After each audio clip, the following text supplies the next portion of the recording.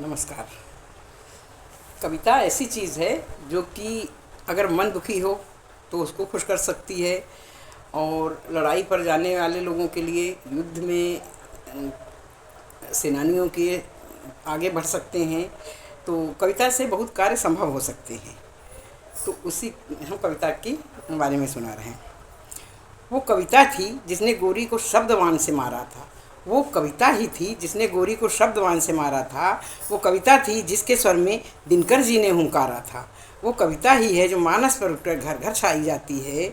वो कविता ही है जो मानस बनकर घर घर गाई जाती है। वो कविता है जिसको गाकर आरती सजाई जाती है।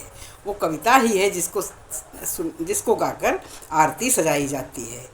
जो वंदे मातरम कविता थी जिससे सब गोरे आग बबूले थे, वो कविता थी जिसको गाकर सेनानी फांसी पर झूले थे। वो कविता ही थी जिसे मंदिर जाकर गाओ तो भजन बन जाती है, दरबार में जाकर गाओ तो कविता उच्चारण बन जाती है।